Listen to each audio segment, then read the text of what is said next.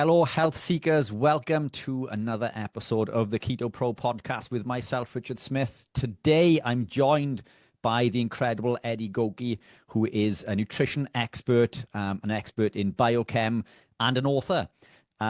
Looking forward to this one today, Eddie. It's been quite some time since we booked this in. I've been super excited, but welcome on board.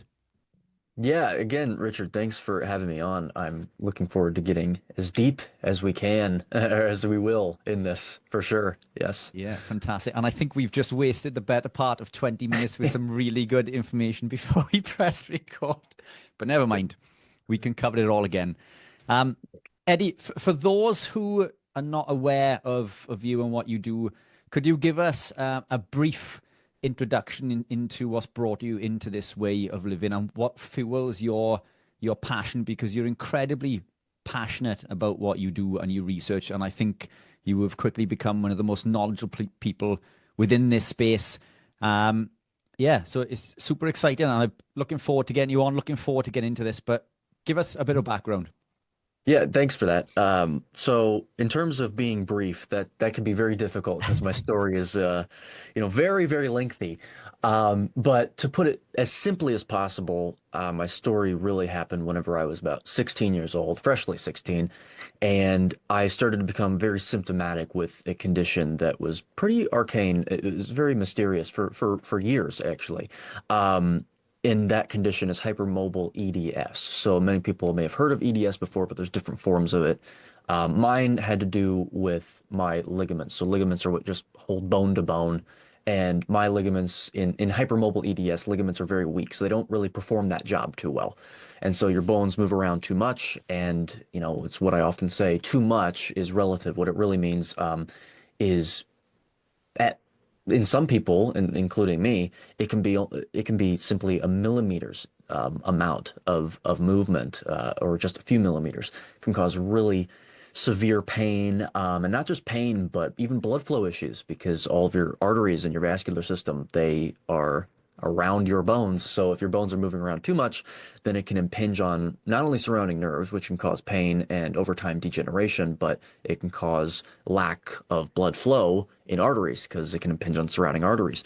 And so I had a lot of those issues. My symptoms were, muscle twitching. That's one thing that actually wasn't painful, but it was odd feeling. It wasn't exactly the most comfortable feeling in the world, because the muscles try and stabilize the area as much as possible. It's a compensatory mechanism. But other things that actually caused severe pain, my main symptom, besides, some gastric upset because, ribs moving around too much and all that, was extreme, debilitating, crippling, frankly, pain when experiencing literally any emotion. Very odd symptom, where I could be sad, happy, I could get, startled by something, and any emotion elicited from me would cause pain in my abdominal area. It would shoot all the way down into my legs, all the way up into my neck. It would cause my heart to start beating, my blood pressure to go up, very high, at least acutely. And it was just pain all in my solar plexus here. And over time, it started to become really debilitating to the point where I couldn't go to school. I couldn't go to work anymore. And in January of 2022, actually, it got so bad that I was able to push myself to go to school and work. But at that point, I couldn't. So for months on end at that point, it was the worst point in my life. I was basically staring up the ceiling, basically anticipating my death at 18 years old. And I almost died at 18 years old. And it really put everything into perspective. It made me, there's actually, believe it or not, so there's some silver linings to that. I matured a lot and like all that mentally and stuff like that. But I would, of course, not wish that upon even my worst enemy. But during that time and the years preceding that, I was looking into a lot of things. I was looking into diet, nutrition, and all that stuff because, of course, I couldn't find any answers to what my condition was, what I even had going on. So I already had a baseline foundation of knowledge. In fact, I was on Dr. Stephen Gundry's lectin-free sort of approach. So I'd already learned about, lectins, at least, plant toxins. but I wasn't quite there yet. And then I discovered my condition, and I discovered a clinic in Florida because I'm in the United States, and they actually treat the condition regeneratively. And so I started living down there with my grandmother for a while, getting treated for that condition. And I'm not fully treated. It's going to take a long time because they saw that I was in like top 1% of in fact, they said top 10% of their cases when they looked at my instability. They had all the fancy tech that not even public medical offices have, stuff I'd never seen before, like digital motion X-rays. I'd never seen that before. So it's not a static X-ray. You can actually see in motion what your bones are doing. So it's really important when you have hypermobile EDS because in certain positions you're fine and in certain positions you're not. And they said I was in the top 10% of their cases when they just looked at my neck. They didn't look at my whole body yet. Afterwards, they realized. So I'm a really severe case. So it's going to take a few years for me to fully recover, but I'm to a point that I never thought I would ever get to again. But during that time, I discovered, Paul Saladino. A lot of people, they discover him first, and I fit the pattern. I did his diet for a month, felt the worst I'd felt on any diet, actually. And I'm not just doing that to throw any unnecessary digs. It's just my experience. But then after that, I discovered Bart K on YouTube, and it was enlightening to say the least. At first, I joke with Bart now. I've said this a million times. At first, when I discovered him, I couldn't stand him, and I hated him with a passion.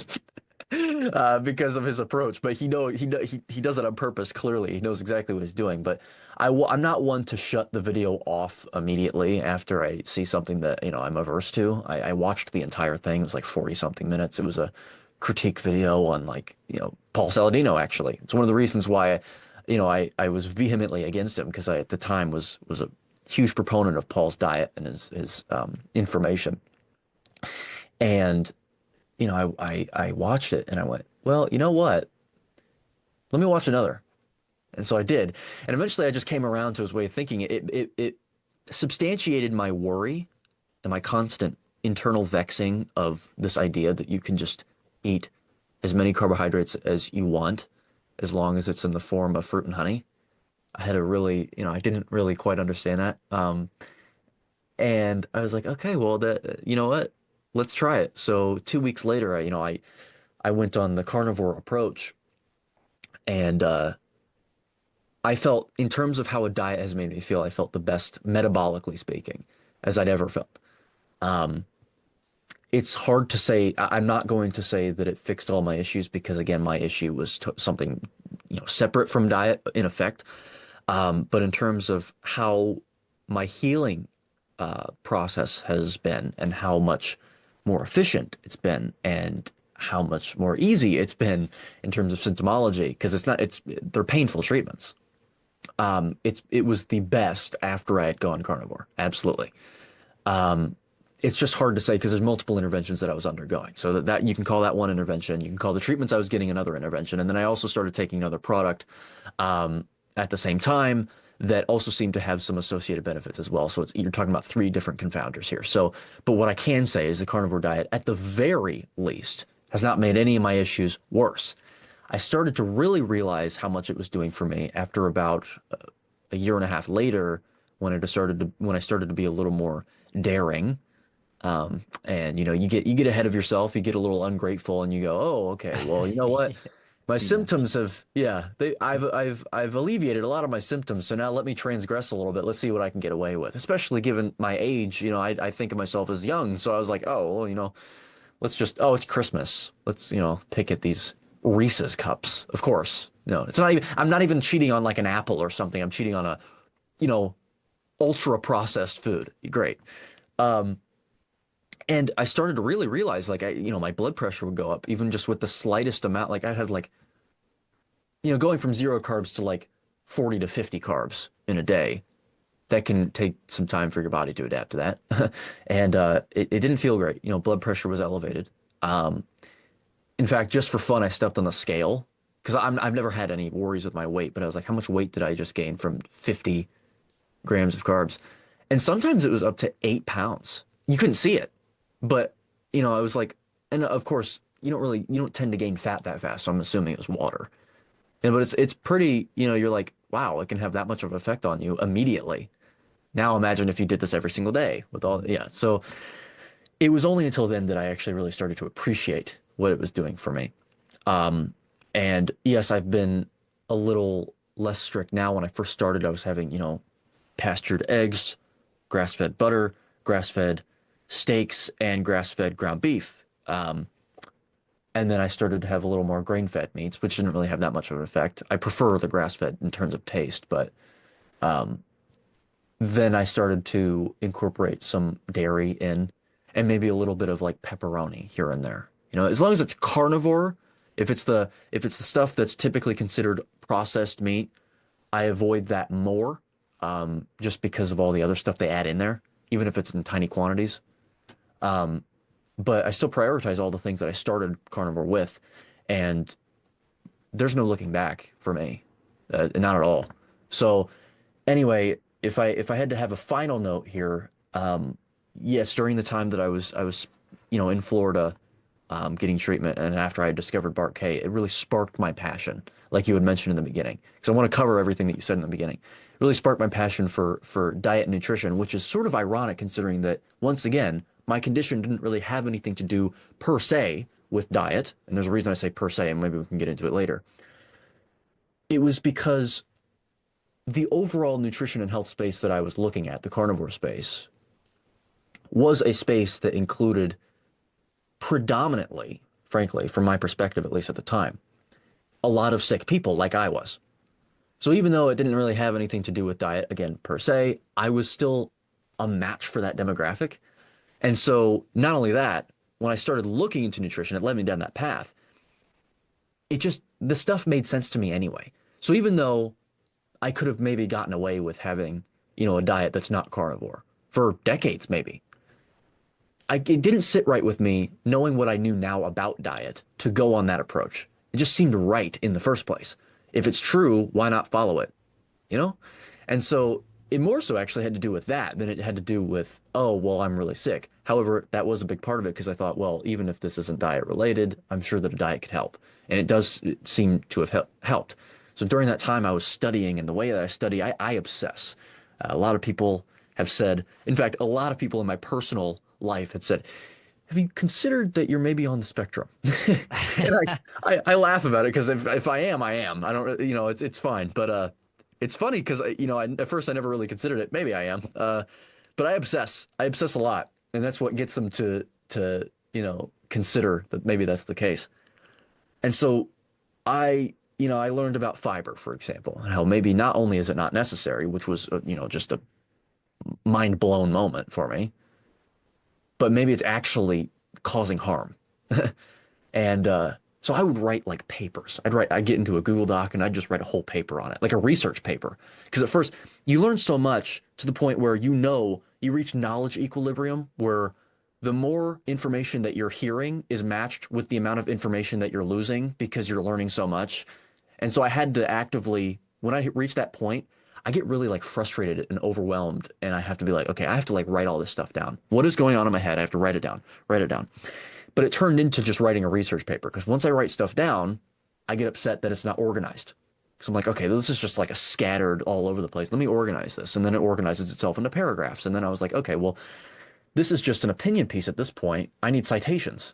So then I go into the rabbit hole of like looking at citations. So it was actively me writing research papers.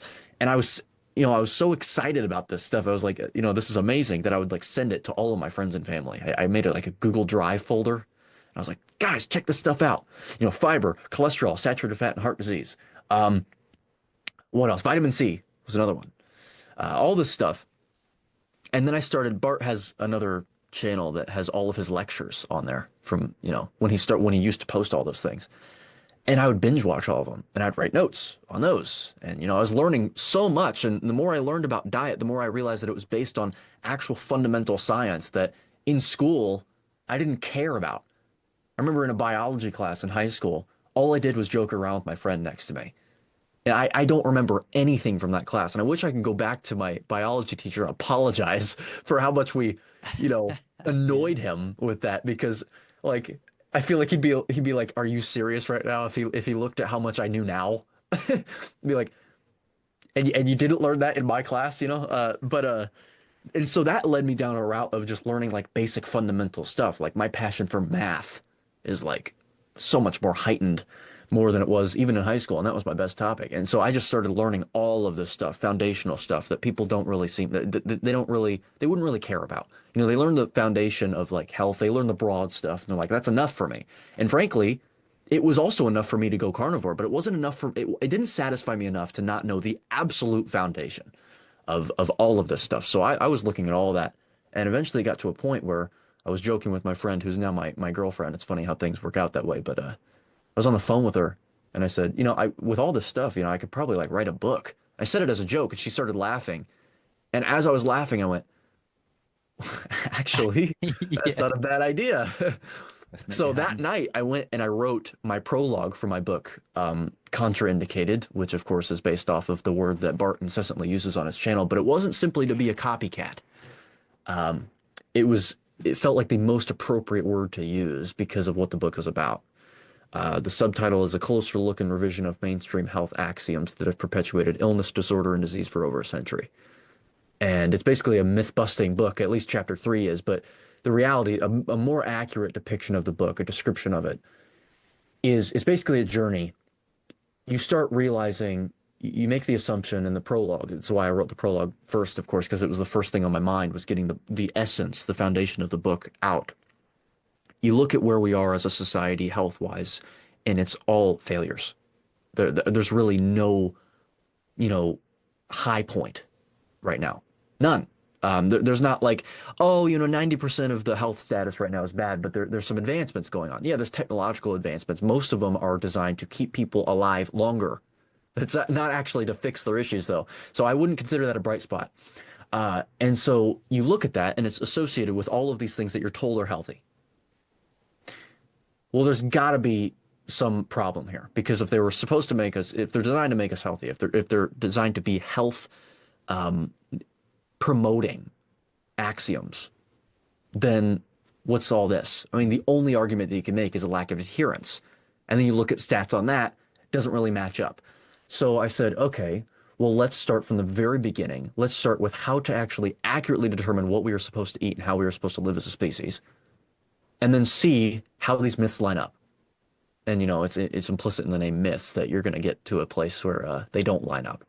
And that's basically the book. I mean, chapter one, you look at health science, and you realize, okay, well, how scientific is it really? Quantity does not equate to quality. There's a lot of quantity. There's high quantity in the health science space, and 99% of it is nothing. It means nothing. So you gotta look somewhere else. So where should we look? And you start looking at like paleoanthropology, biochemistry. Biochemistry is like my favorite thing, right? So it's most of what I'm known for, at least right now in the space. And then you look at comparative anatomy. You even get into physics when talking about calories. And when you look at all of those areas, you realize, wow, we're way off. This is ridiculous. Like we're way off. And you realize that human nutrition science, in the first place, I call it in my book, yeah, it's bread and circuses basically. You know, you're engaging, you're being very myopic by looking in this one field of science and thinking that it in any way can explain, and at least the results can be extrapolated to people that are completely different demographics. First of all, that leads into another discussion, but there's a lot of issues that maybe we can get into. Um, but that leads up to chapter three, massive chapter about just dispelling all of the mainstream myths that we're told. Cholesterol, saturated fat, and heart disease. So I wrote that book in a matter of, most of it was already written, like I said. So the remainder of it, putting it all together, 2 weeks, I wrote the rest of it. Um, and it was 16 hours a day. You know, it's not like I took weekends off.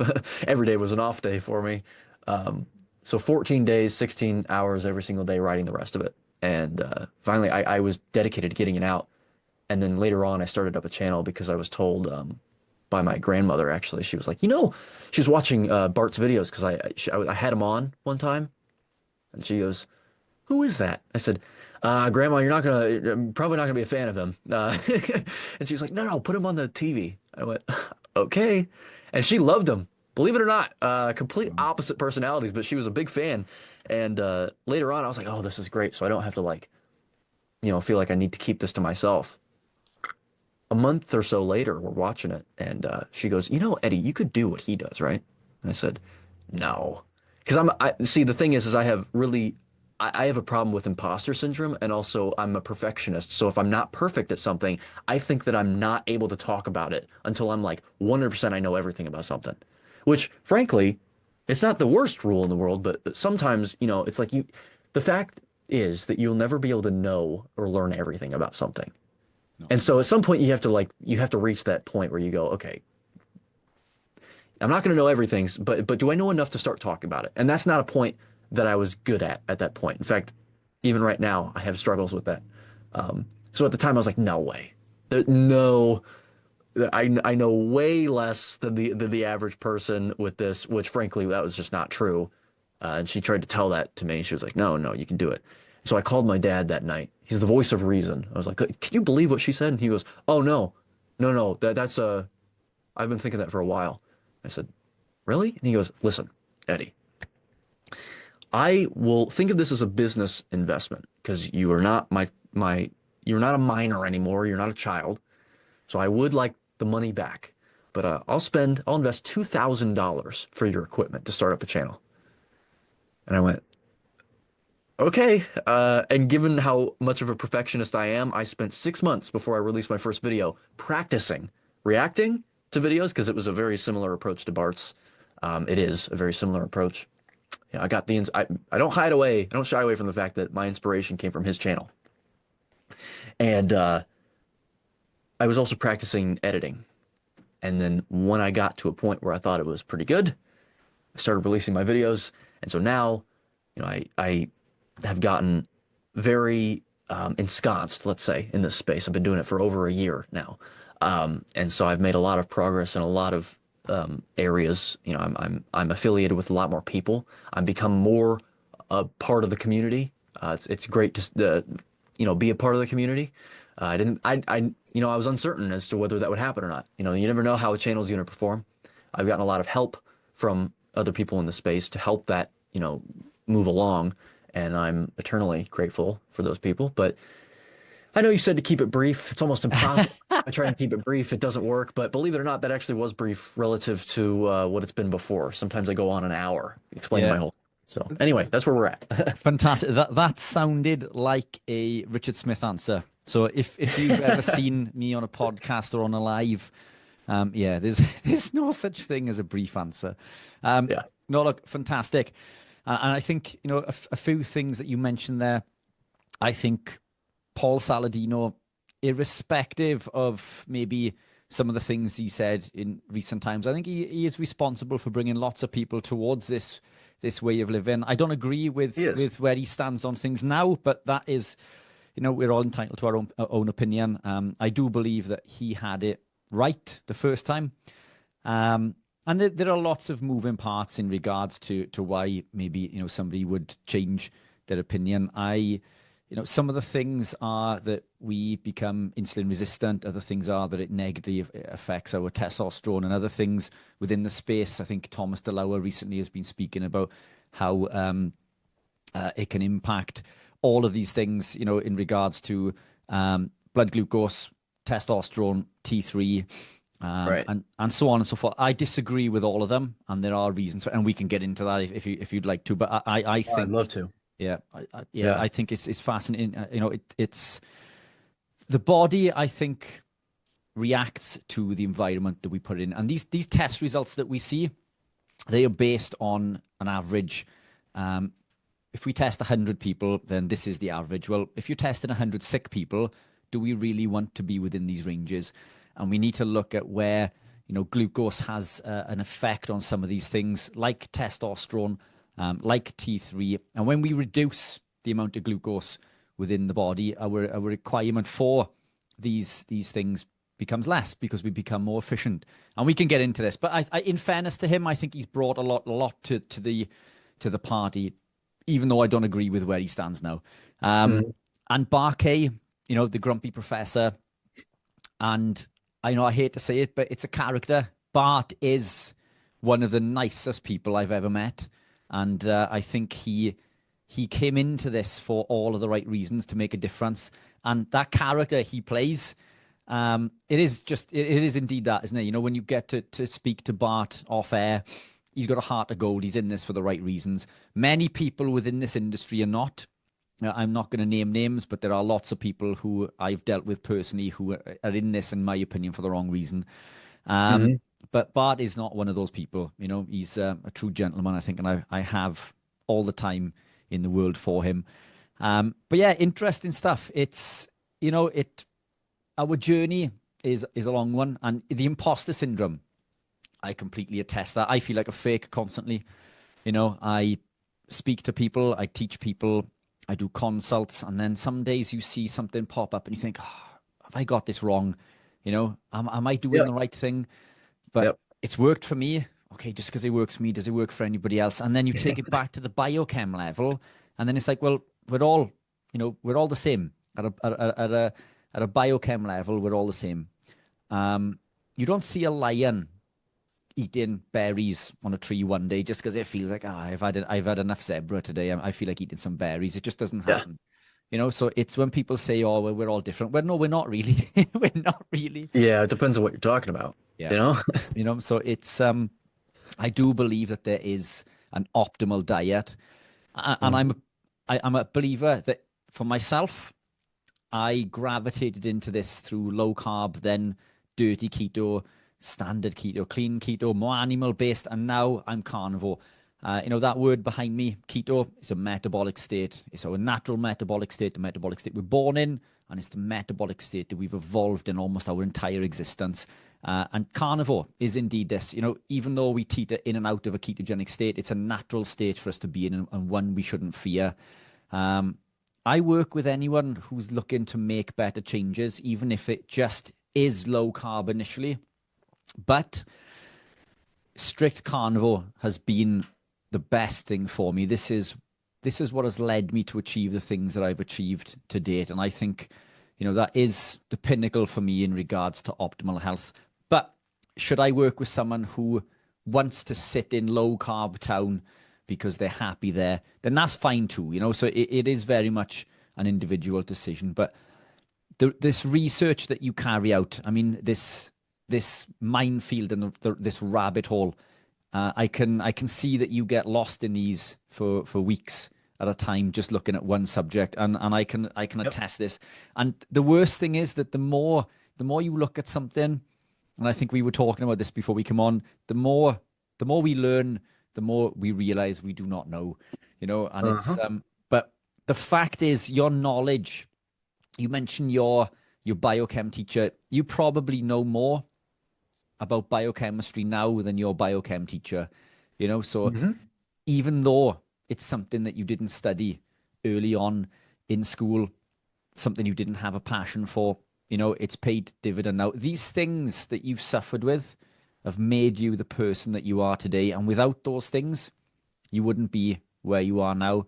And I think it's the same with me. I wish sometimes I could take back, you know, go back in time and teach my old self or my younger self what I know now. But the fact is, if it wasn't for all of these downfalls, we wouldn't be where we are now, you know? So Yeah. we do need to appreciate that, you know? But let's get into some of this, you know? So, I mean, what do you think are some of the reasons that these big influencers, you know, Paul Saladino, Thomas DeLauer, lots of other people within this space have gone more ketogenic or low carb and introduced carb and fruit back in. You know, what are these biggest driving factors? Why do you think these people are doing that? So it depends on the person we're talking about. A lot of the people in those influencer spaces, like Paul Saladino, he's a perfect example. They seem to have the exact same problems.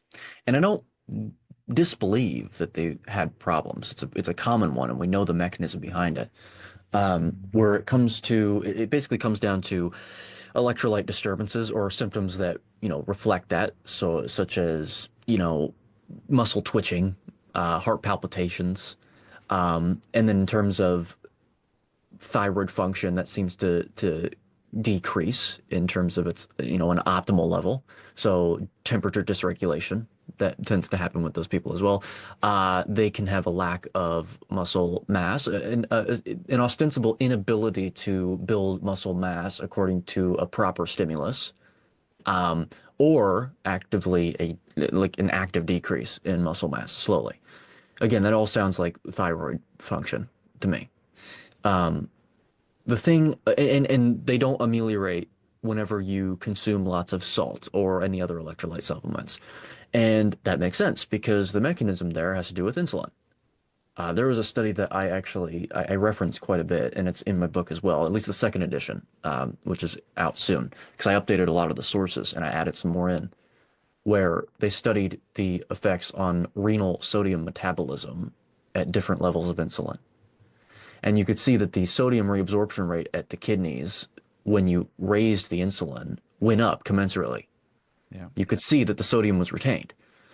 If you have lower insulin concentrations, so this was in vivo, and it's like a pretty superior study to a lot of these others, it went down. And we know the importance of sodium in maintaining blood volume, maintaining heart function. And so they only studied renal sodium metabolism. I'd be curious to see the other electrolytes too. But this would explain why, if you have lower insulin, let's say you're not eating sufficient protein, because yes, carbohydrates stimulate insulin more than anything else per unit of mass, but protein is the second on the list. If you're not consuming enough protein for your needs, or if you're not consuming it enough in one bolus, because you have to have one significant bolus to have a significant increase in insulin, right? Then what you're going to have, depending on who you are, a level that's a little higher might cause it, or it might have to drop even lower. But what we do know is that since insulin is involved in renal sodium metabolism, what you can have is an electrolyte wasting issue. And that corresponds to other things that are involved in being dependent on insulin's concentration to maintain optimal function such as thyroid function. Thyroid hormones, insulin is one of the things that builds it. Insulin is an anabolic hormone. So that means building up and storing of things. So you can basically assume that if anything in the body that is involved in building things, insulin is going to be a part of that. So thyroid hormone function, that's one thing. Muscle hypertrophy training, building the size of the muscle fibers. Insulin's involved in that. It's involved in the administration of amino acids. It's involved in the administration of glucose for things like glycogen synthesis. So things like that, you can assume that you're going to need, well, you can guarantee that you're going to need an adequate level of insulin for that. And what are the things that stimulate insulin? Once again, you've got all three macronutrients to some extent. I mean, even fat, but fat is really low on the list. It's mainly carbohydrates, but when you're not eating carbohydrates, which, I would say you shouldn't do, it's protein. Protein not only activates insulin directly at the pancreas, the level of the pancreas, but it also is involved in creating glucose, which can oftentimes have, a subsequent effect on releasing even more insulin from the pancreas. So you've got a twofold reason for that right there. And what I think is going on is that these influencers are not consuming enough protein for their needs. Of course, it is technically an assumption, but the mechanism is so clear, and it's also seen in other forums online from people that are not influencers saying, hey, I've been carnivore for a while, actually. A lot of times it can catch up to people. They've done it for a year or so, and they're fine. And then they start having these issues, and they're like, so what should I do? Should I just jump to the carb train? Just jump on the carb train? It's a quick fix. And it will fix the issue. It explains why adding carbs fixes the issue. Because, well, I mean, you're going to get an insulin response from that for sure. Yeah. But is that the proper approach? I don't think so. No. It's like using a drug, even though it's not synthetic. It is a natural drug, but still, it's like using a drug to have a palliative effect on an issue. And so I think that's what's going on. For other influencers, I think what they're doing that haven't experienced these issues, I think they're seeing all these other people experiencing these issues, and they're saying, they're either one saying, okay, that makes sense. So maybe we should just jump off this low carb promotion and say, hey, these people are having issues, so let's add some carbs in. Or they're using it as an opportunity to aggrandize and bolster their already existing position and ideology, and in order to denigrate and disparage a carnivore, low carb or no carb approach. I think there's two lanes there. And I think actually Thomas is one of those people because I don't think that Thomas has actually experienced these issues himself before. And I could be wrong, Yeah. but I think what he did is he had a lot of interviews with Paul before he decided to start adding. I mean, Thomas, I've heard him say that he eats about 300 grams of carbohydrates a day, maybe even more. Wow. I mean, And that's high carb. I class that as high that's carb. that. Yeah, You it's high know, carbs. And again, it's if any of these things are wrong, anyone that's watching and listening can feel free to correct me. That's from what I understand now and from what I've heard. Um, but yeah, I mean, insulin is very important. I think a lot of people in the carnivore space, they sort of, whether they realize it or not, they sort of demonize insulin entirely. not the demon. Yeah, not the Yeah, and demon. it's not. I mean, if it were, then the body wouldn't produce Yeah, it. Right? I mean, it has a 100%. purpose. Yeah, it has a purpose to serve, and insulin's not bad. What you don't want to do is to give your body something that is going to cause insulin to be at a level that is conducive to creating a lot of fat, storing a lot of fat, and resulting in, visceral fat accumulation as well. And, even when you think about it, given insulin's role in retaining sodium, you could even have some blood pressure regulation issues. That's also been seen to be, a potential cause of this high blood pressure thing. And that's another discussion. So I digress quite a bit. So yeah. Yeah, look, no, perfect. I mean, we could probably do a series of these podcasts in each one of these things.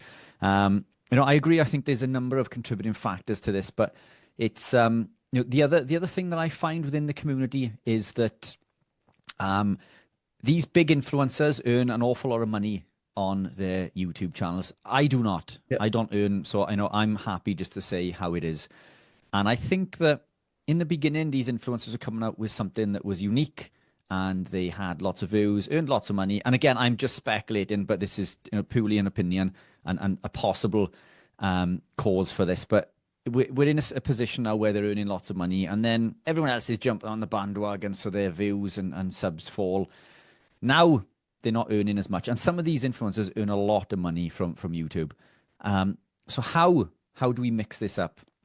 Let's throw in a curveball, and suddenly now there's only so many times you can tell people, I suffer with diabetes. All right, well, stop the carb, just eat meat.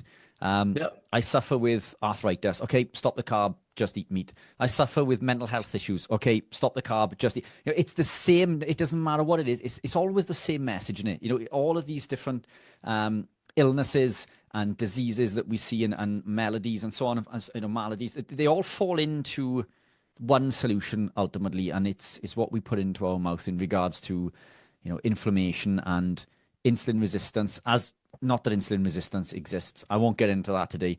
We'll be here all day if we get into why insulin resistance isn't a real thing. But it's in the context as people understand it from a general point of view. But everything comes from from elevated blood glucose for a prolonged period of time. And the simple answer is, well, stop eating the glucose. Rather than taking insulin for your diabetes, stop eating the main compound that's causing the problem. But it's, I think for them to come out with new information, oh my God, that guy that's been eating nothing but meat for the last 3 years is now saying that and then suddenly bang, the viewership starts to go back up. So I think there may be an element of this potentially. I also think, I think you're right when it comes to the electrolytes.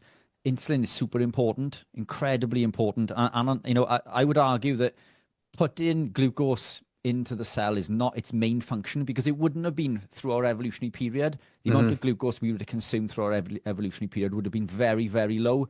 Yes, we would have consumed fruit at the end of the summer in order to fatten us up for a cold winter. But these pieces of fruit weren't the things that we see today.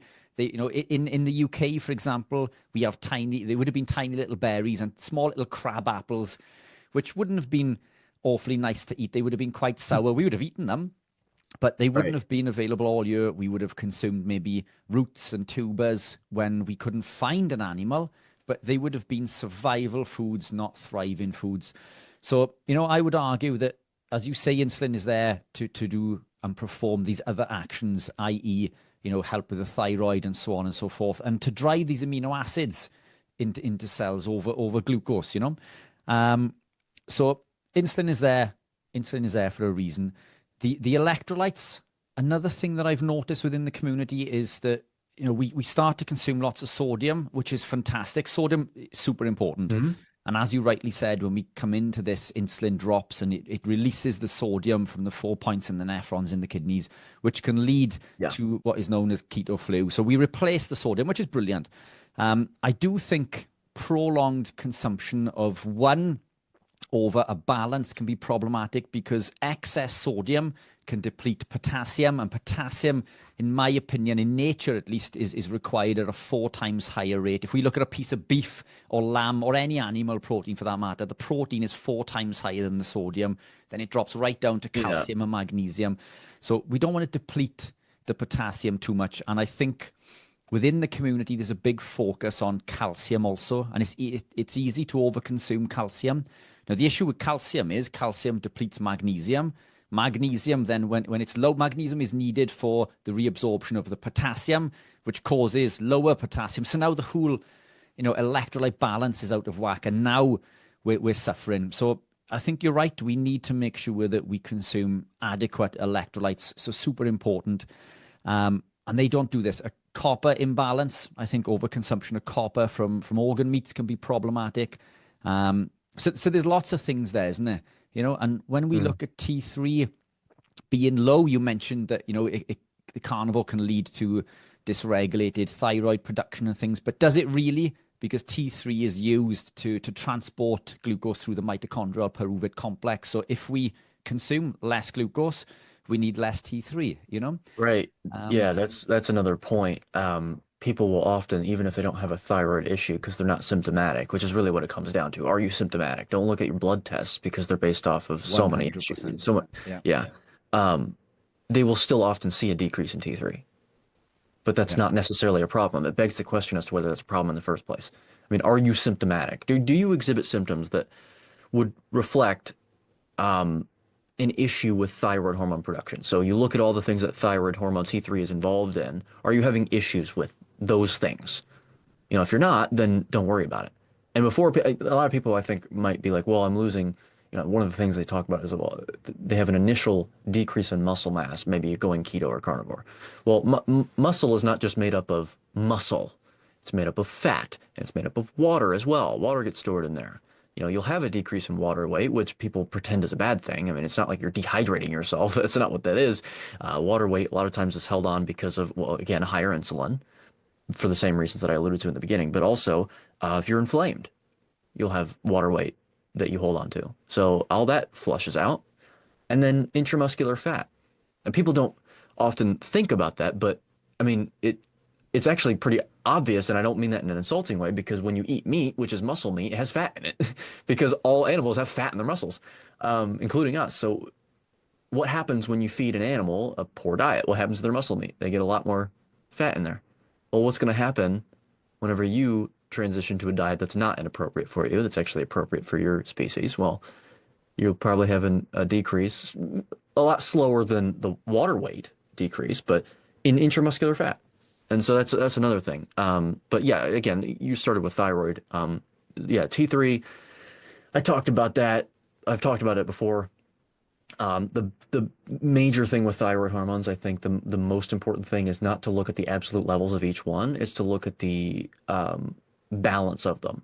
So if you have really high, again, relatively high TSH, but you have really low T3, and you're symptomatic, well, there's an indication that something's wrong. And if you're on carnivore, it doesn't mean that the carnivore diet you should just throw out the window. It's again, it goes back to insulin.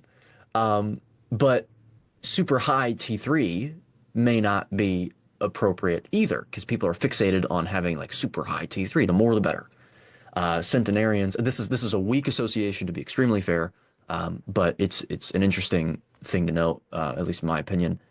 Centenarians, when you look at them, they don't have really high T3 levels. They're actually a little lower. So maybe something there, maybe not. But it's, thyroid hormone function. Insulin is very important in that role. But just because you have a diet that doesn't have carbohydrates in it does not mean that you will not get adequate insulin secretion. If that were the case, then our proper diet would be one that contains lots of carbs, and you'd probably see in nature that carbohydrates would have been more available to us than in reality they actually have been proven to have been, because they weren't. So anyway, that's my 2 cents on that. Yeah, spot on. But and it's interesting how people are quick enough to sway from something. I mean, sugar's a drug, and it's studies show that it's just as addictive, if not more addictive, than things like If not cocaine more. and heroin. Every person. I'm a sugar addict. I'm addicted to sugar. I've always been addicted to sugar, and I live this lifestyle that has conferred huge benefits. If I could put carb in while eating my fatty beef, well, sign me up. Perfect. That's what I want to be. And I've tried it. I've tried it so many different times. I've tried with front loading, back feeding, targeted refeeds from all different sources of carbohydrate. It does nothing but cause me problems. And through gritted teeth, I need to come away from it. And people think that, you just say the things that you do because you're carnivore and you're wedded to this term.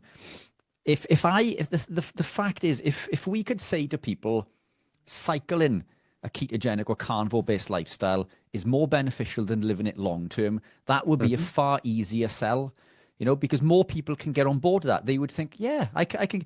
But the fact is, I just cannot do that because I would be lying. From my personal experience, that I would be lying. This seems to be the magic elixir for me in regards to all health and well-being. And it's interesting that another one that I've been asked recently is about testosterone on carnivore. And I test my bloods constantly. Like, I test them regularly. I'm not concerned with the results because, again, they're just numbers. And these things are fantastic if you have a problem. If you have a problem, you look at the numbers and it can guide you in the direction, the correct course of action to take, maybe to recover from that. But I don't have any problems. I just test because I like data, and I like to see how my bloods change through my time being carnivore. And what I noticed, and many people notice, is that their testosterone increases greatly in the beginning. And then what some of these influencers have said is the testosterone tanks. But that makes perfect sense because testosterone is used in a number of processes within the body. It's used to make red blood cells, for example. Now, red blood cells live longer when we're ketogenic and carnivore. This is why we see higher levels of HbA1c, which is tested on the basis of the red blood cell living for 3 months or 12 weeks. But they live a lot longer when we're carnivore, and we know this through the reticulocyte test. Yeah. So we're living longer. The cells are living longer, therefore they are going to be more glycated, but it means that they're living longer. Now, if we're creating less red blood cells, our requirement for testosterone comes down. Testosterone is used in the process of glucose metabolism. It's also used in lipolysis. So when we're carrying more fat, which is why I think it increases in the beginning, because the body's upregulating its ability to burn this stored body fat. But when you've lost the weight and now you're 10, 11% body fat or maybe less, then this is happening less. And now most of this beta oxidation is coming from the dietary fat. Therefore, all of these things, I mean, there's 3 reasons there why testosterone would be considerably lower. But I think we get caught up in these ranges, but the ranges are based on an average person, and the average person isn't well. We're comparing ourselves to a sick population. So That's the thing. You're not just comparing, like, that they're in the doctor's office for a reason. You're comparing it to people that show up to the doctor's office. So unless they're healthy people that just show up for their yearly checkup or something, that you got to consider the demographic of people studied.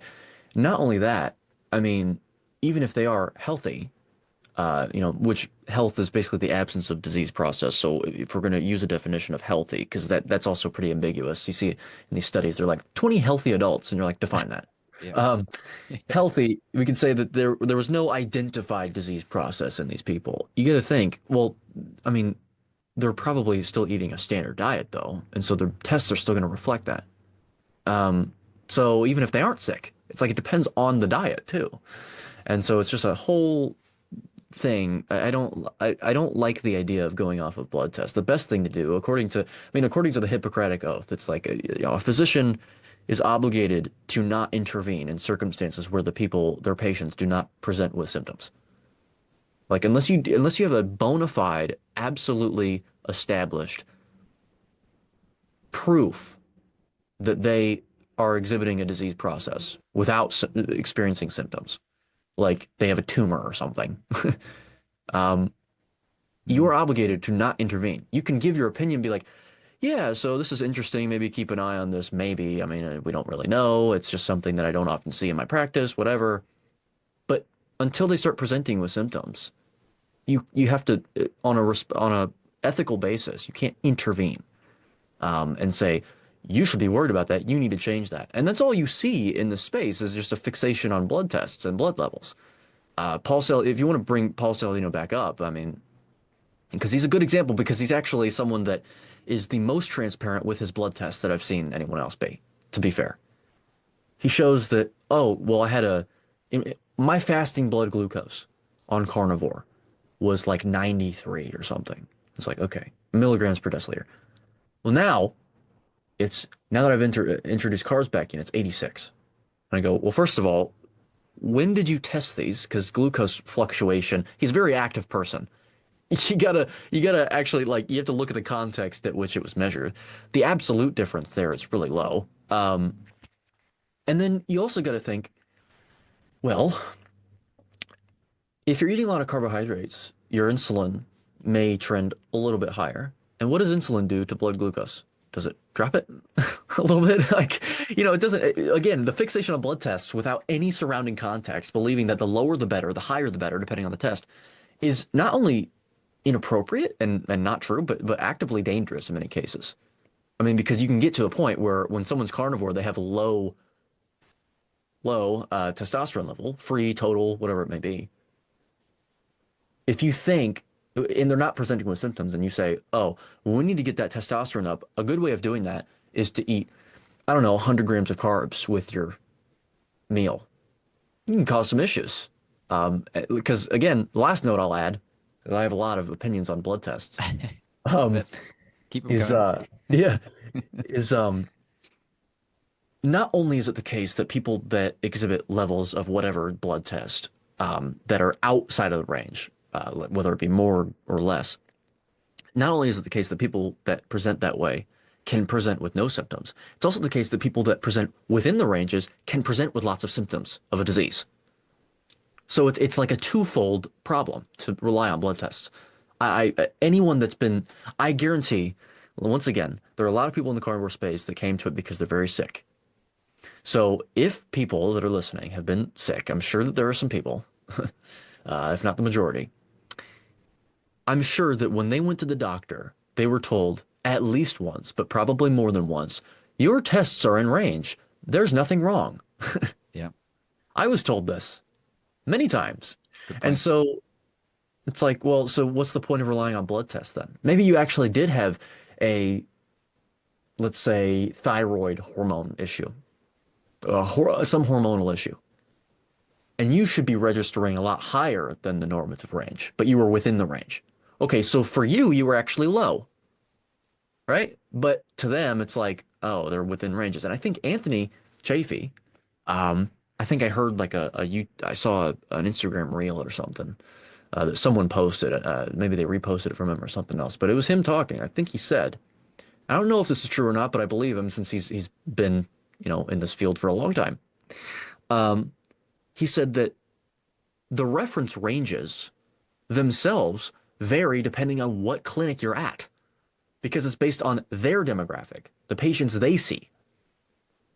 Well, that's a major confounder there too. Huge confounder. Yeah. Yeah. So, I mean, like in reference to what? Like it's very unreliable, very unreliable. And I mean, and then you take a look at the individual tests themselves, like the HbA1c test, and you realize how many factors influence that. And it's like, give me a break, man. You can't juggle 10 different variables in your head to figure out whether this is in range and optimal or not. The best thing to go by is, are you symptomatic? And if you are, do those symptoms involve processes that this test reflects itself or something like that, like thyroid, once again. And that's your best bet. Anyway, that's what I have to say about that. Yeah, 100%. It's I think Eddie, I think we could probably get into so many different things. And we will, if you're up for coming back on, I think I'd love to get you back on for more in-depth things on specific subjects.